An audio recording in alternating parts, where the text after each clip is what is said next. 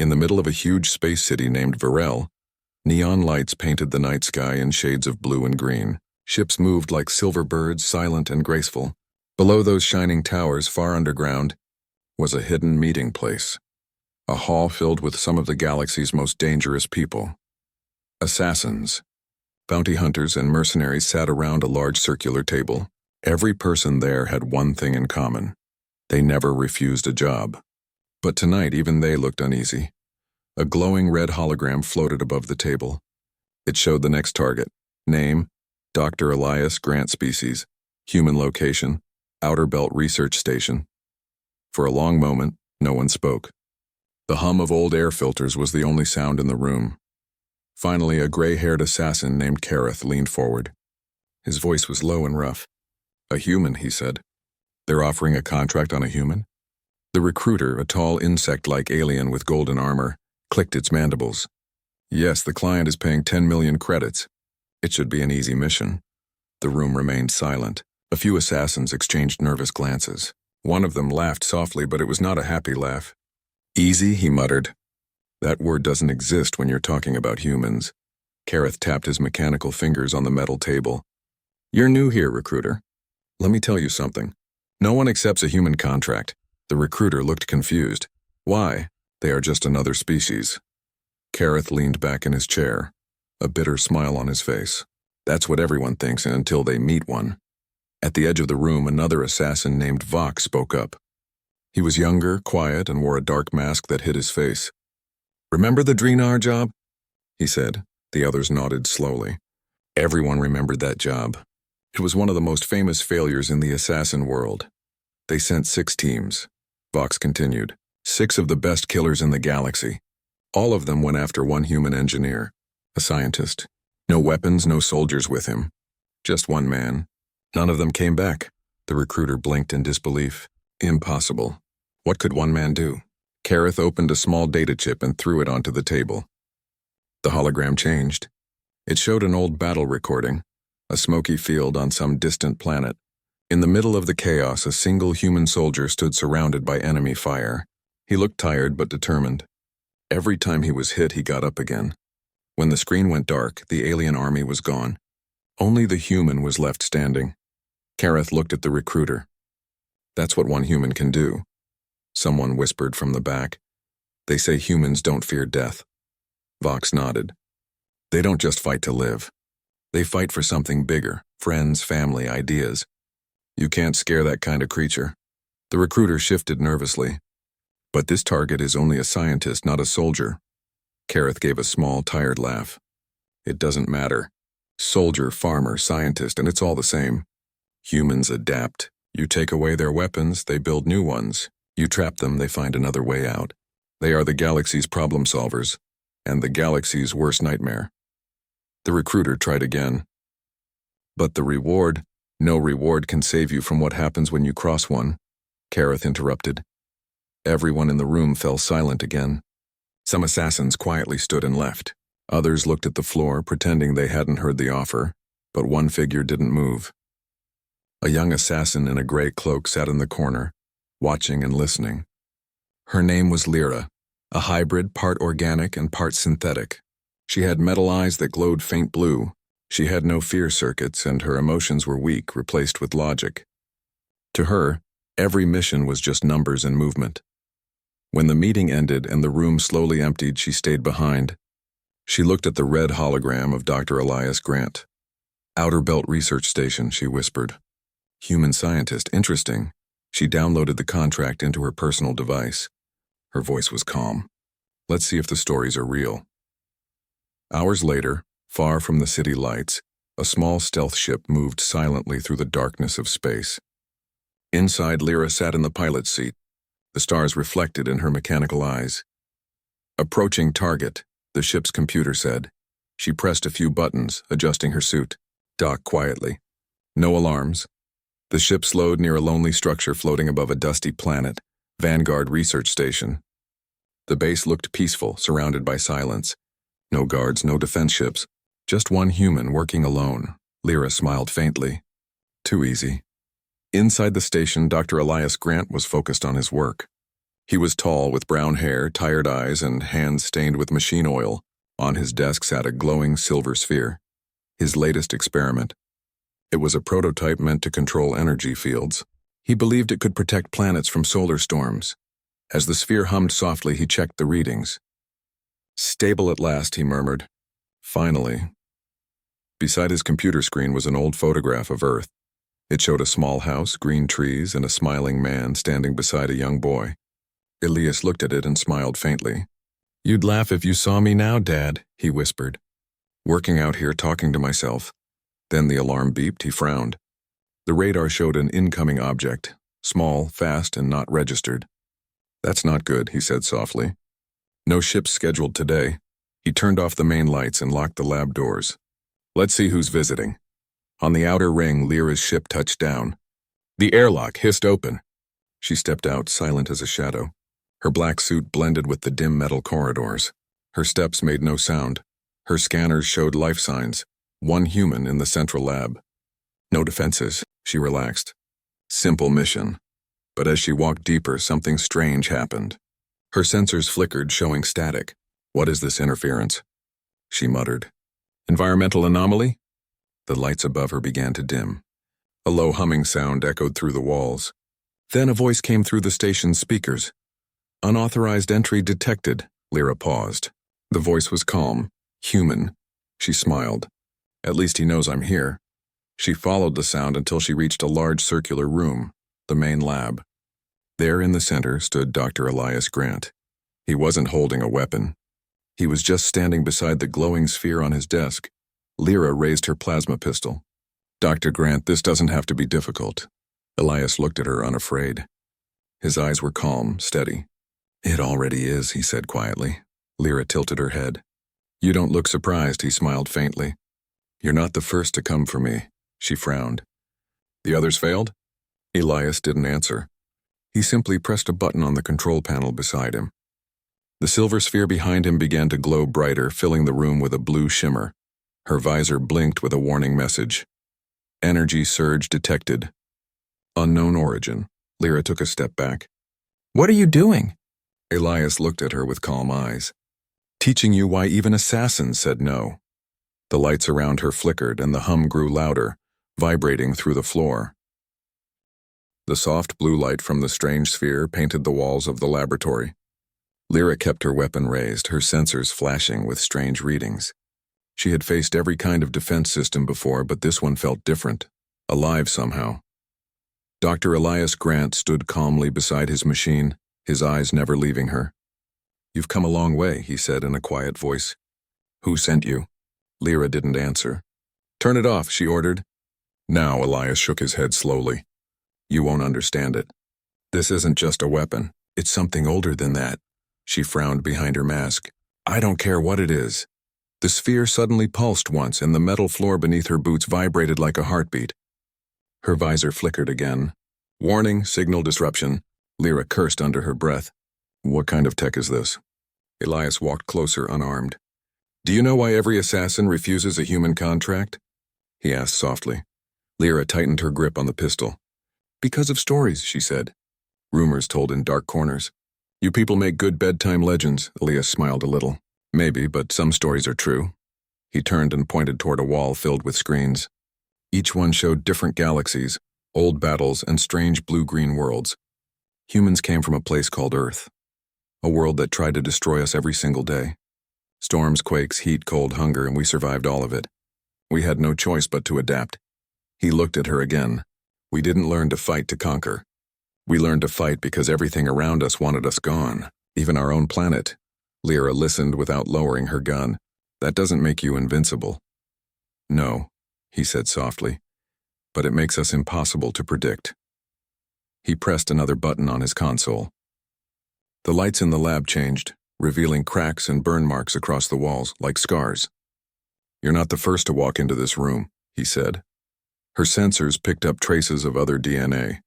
Human, alien, machine, all mixed. "What happened to them?" she asked. "They didn't listen," he replied simply. "They thought humans could be erased." The floor trembled again and the silver sphere floated upward, humming louder. Blue patterns appeared on its surface like veins of light. Lyra aimed quickly. "Step away from it."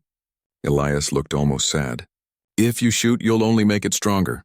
Before she could react, the sphere released a short wave of light. Her systems went dark. Her visor turned black. For the first time, Lyra couldn't see. Her heart, the small organic part still beating inside her chest, raced faster.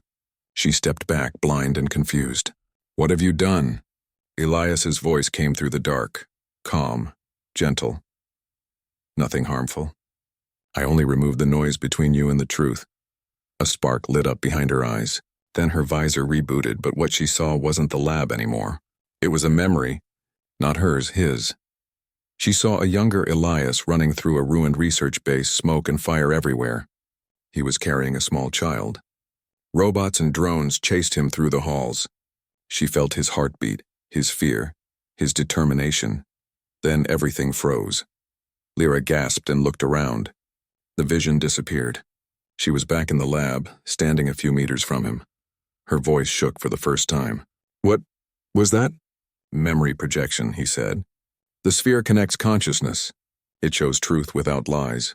"Why show me that?" she asked. "Because you need to know why killing humans is never simple. We carry everything, our pain, our love, our memories. You can destroy our bodies, but not what drives us." Lyra lowered her weapon slightly. "You think emotions make you stronger?" He smiled faintly. "Emotions are unpredictable. That's what makes them powerful." For a moment, she didn't move. Her logic circuits tried to process his words, but something inside her, a quiet human spark buried under all the metal, started to feel uncertain. Then her communicator buzzed. A harsh voice came through. "Agent Lyra, report. Has the human been neutralized?" She froze. The recruiter from the Undercity, Elias, heard it too. He sighed softly. So they finally decided to try again. Lyra switched off the call. "They're monitoring me. I have to finish this." He nodded. "Then do it." His calmness confused her even more. She aimed again, but her hands wouldn't stop shaking. "You're not even resisting. There's no need," he said. "I already know how this ends." "Then tell me," she said through clenched teeth. "You'll see it yourself," he whispered. Suddenly, a second alarm rang through the base. Red lights flashed. The sphere's glow changed to deep orange. Elias turned toward the main screen. No, not now. "What's happening?" she demanded. "Your friends," he said. "They didn't trust you. They're sending drones to finish what you started." Lyra looked at her radar, dozens of red signals moving toward the station. She cursed softly. "They'll destroy the whole base." Elias was already typing on his console. "If they fire, the energy core will overload. Half this sector could vanish." Lyra stared at him. "You're saying they'll wipe everything, including themselves?" He looked over his shoulder. "They don't care. They think humans are worth any price." She hesitated, then lowered her weapon completely. "What can we do?" Elias met her eyes. "You still want to complete your mission?"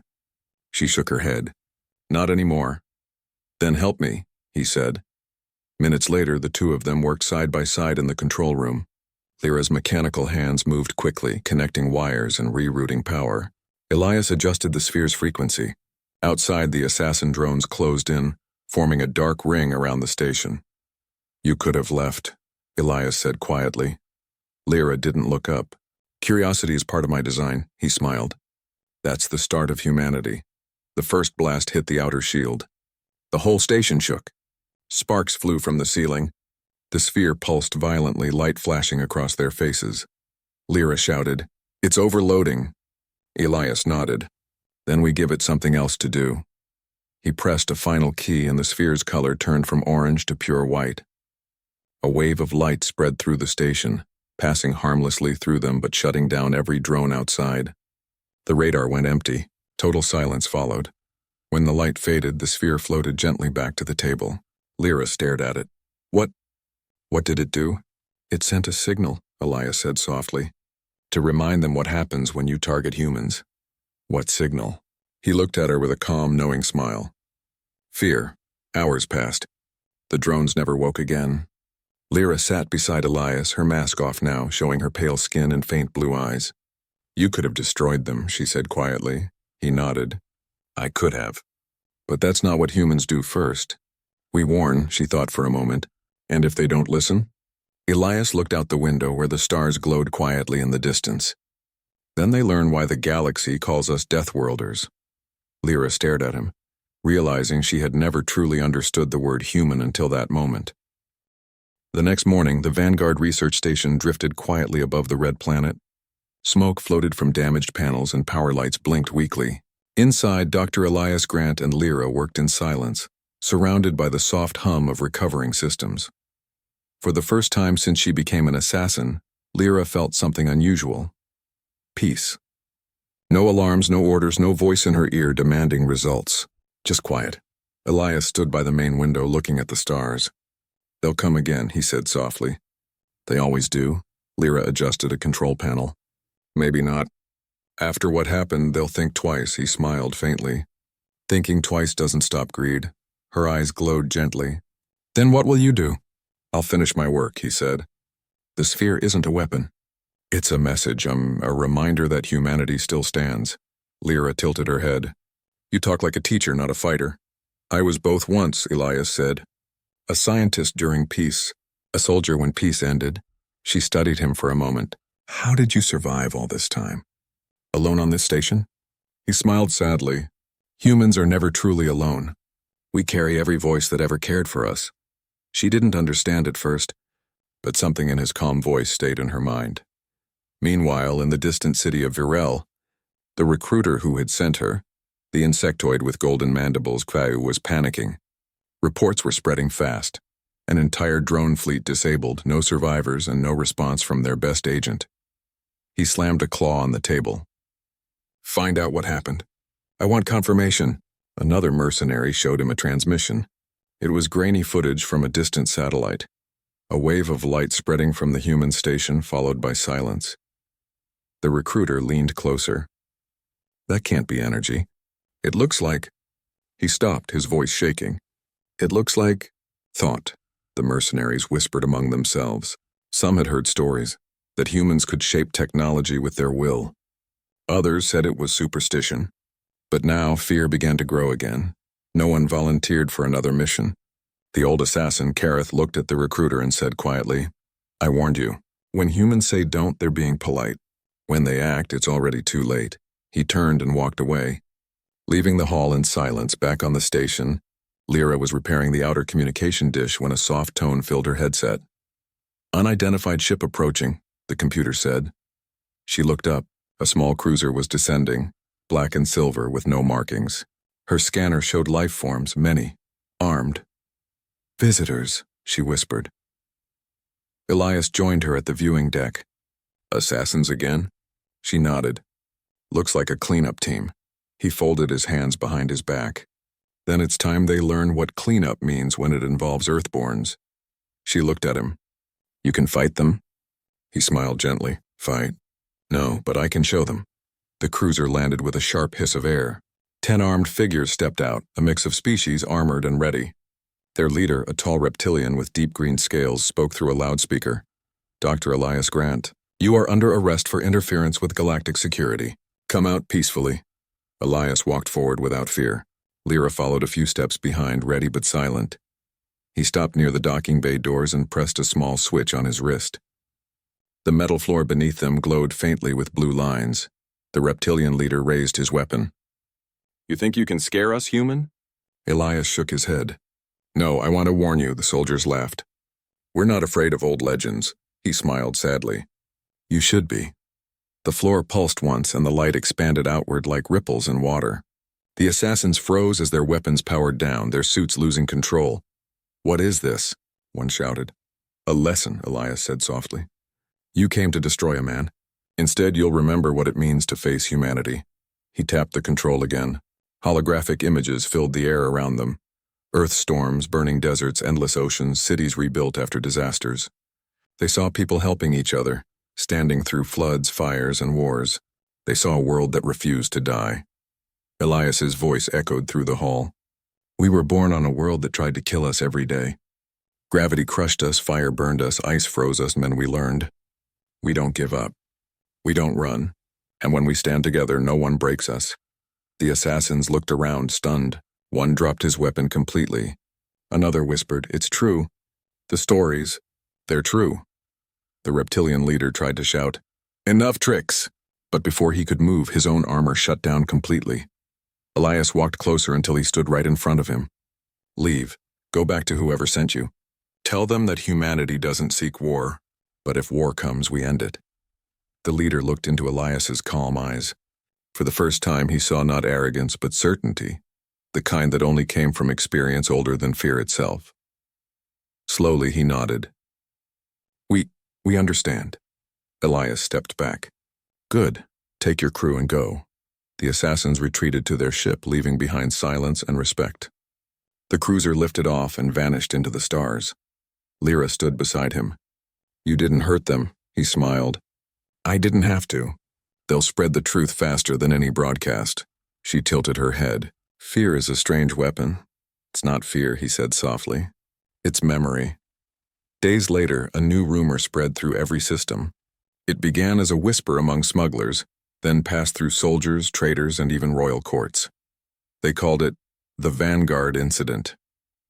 The story said that a group of elite assassins had gone to kill a human and never returned the same. They spoke of light, of calm, of something that made their weapons useless and their anger small. Soon, no one dared to take a human contract again.